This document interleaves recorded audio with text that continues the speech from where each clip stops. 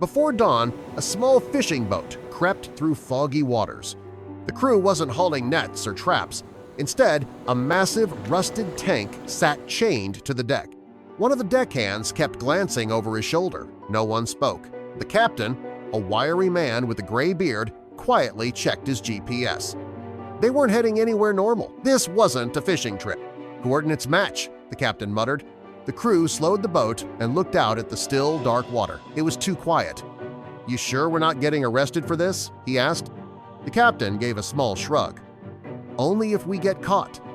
Then he flipped a switch, and the winch began to whine. The old steel hulk rose into the air, swinging gently as the winch strained. It looked like a monster from a different time. The men stepped back as the turret passed overhead. But before we start our story, smash the like button, make sure to subscribe, and hit the notifications bell so you won't miss any new stories. One man crossed himself. The captain checked the GPS one last time, then quietly steered the boat away from the spot. "Let's go," he said. "We're done here." But they weren't alone. A few miles away, nestled among the cliffs, a small Coast Guard station picked up something strange on radar. A ship in a restricted area. No official logs, no fishing permits. A young officer named Mason grabbed his binoculars. He zoomed in on the vessel, then froze. "Captain," he said, "I think someone just dumped a tank." The Coast Guard scrambled. Within minutes, a patrol boat was dispatched. Mason stood on the deck as it launched into open water, eyes fixed on the horizon. "Who dumps a tank in the ocean?" he asked aloud. "And why there?" No one answered. All they had was a grainy drone feed, one rusted tank, and a lot of questions. By the time they reached the area, the fishing boat was long gone, but the tank had left a trace. Sonar revealed something massive resting on the seafloor. It wasn't just sitting there, it had landed upright, like someone had placed it with care. The Coast Guard dropped a marker buoy. Then Mason suited up and prepared to dive. Beneath the surface, everything was quiet. The ocean floor stretched wide and empty until the tank came into view. Covered in rust, its turret pointed upward like a relic from the past. Mason swam slowly around it. No weapons, no danger, just something eerie about how neatly it sat. He reached out, touched the hull, and noticed a strange device blinking nearby. It was a small waterproof beacon bolted into the sand. Not military issue. Mason grabbed it and signaled to surface. Minutes later, back on deck, the team examined it. The Coast Guard made a call. The lab director picked up, surprised and cautious. When told about the tank, she didn't deny anything. "That's part of a field study," she said slowly. "You weren't supposed to find it yet." Before Mason could ask more, the line went dead. A few hours later, a white van with university plates rolled into the station. 3 scientists stepped out, carrying charts and waterproof cases. One of them recognized the sonar print immediately. "Yep, that's ours," she said. "Moon, Doe 3, planted 2 weeks ago." Mason crossed his arms. "Planted?" The lead researcher nodded. "We're building reefs, artificial habitats, using scrap no one wants like old tanks." Mason blinked. "Wait, that dump wasn't illegal?" The answer was complicated. The scientists explained.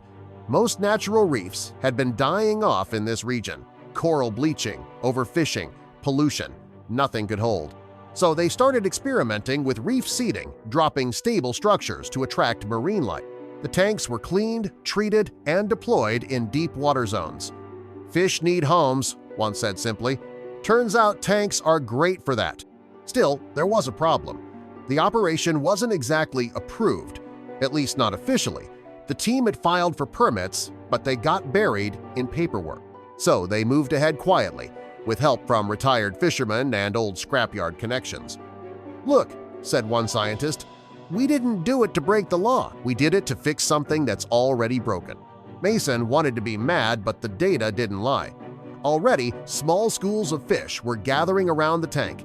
Algae had started growing along the metal edges. A tiny octopus had even claimed the barrel as a new home. It was working.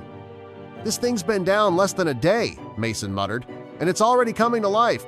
More dives followed. More tanks were found. Some were buried in sand, others half covered in coral. The pattern became clear. This wasn't a one-time stunt.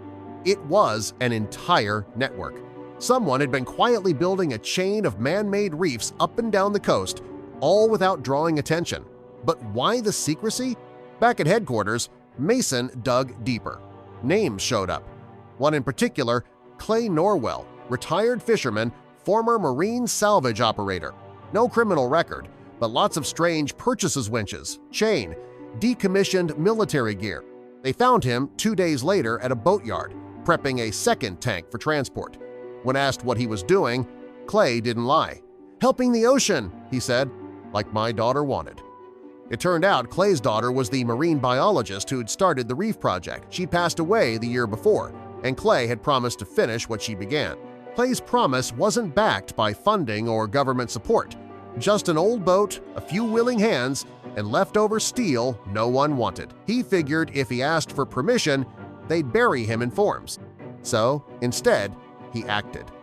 "She said reefs need time," Clay told Mason. "We were losing that, so I did what I could with what I had." Mason brought the story to his commanding officer, expecting backlash. Instead, the response was muted. "It's risky," the captain said, "but effective. There was no damage to wildlife, no toxic residue. In fact, early footage showed a spike in activity around each drop zone. And as word spread internally, something unexpected happened. Support started building. An environmental officer from the Department of Coastal Preservation showed up at the Coast Guard base unannounced. She'd heard whispers about Clay's operation. Rather than shutting it down, she asked for the full data. Mason showed her the dive footage, the sonar, the species count. After watching silently, she nodded. "We've spent millions trying to do this," she said, and failed. With pressure easing, Mason joined Clay for a follow-up drop. This time, they filmed everything. The crew worked quietly, but with purpose. As the tank lowered into the sea, a school of fish darted nearby as if waiting. Once it landed, smaller creatures immediately began investigating the structure. Mason turned to Clay. "You ever think you'd be making fish condos?" Clay smirked. "Beets rusting in a yard somewhere." Over the next few weeks, things moved fast. University teams volunteered resources. Permits were expedited. Cleanup procedures were tightened. What started as a covert effort slowly transformed into a joint program. Clay was finally able to operate in daylight, but the best moment came when he returned to the first tank. Underwater cameras showed coral beginning to root along the tank's surface. Seaweed flowed gently from the edges.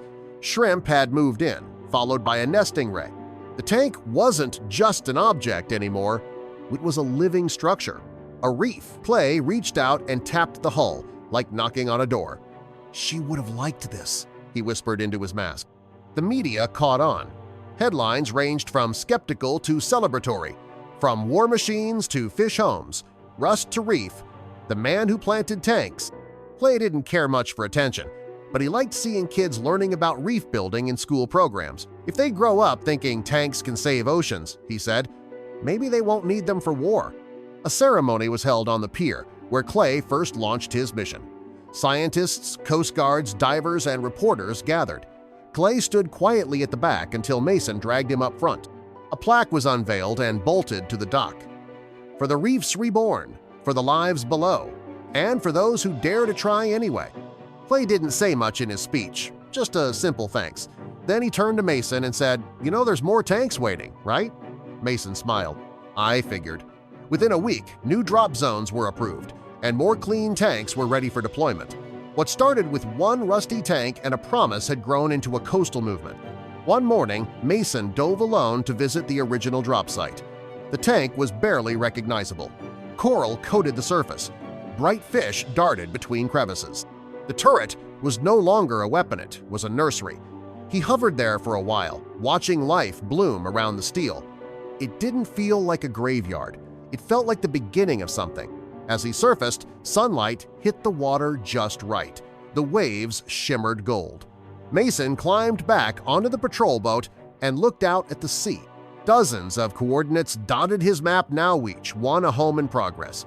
The ocean was still wild, still struggling, but at least now it wasn't empty. It had shelter, it had hope, and just beneath the surface, the tank rested quiet, solid, alive in a way it had never been before.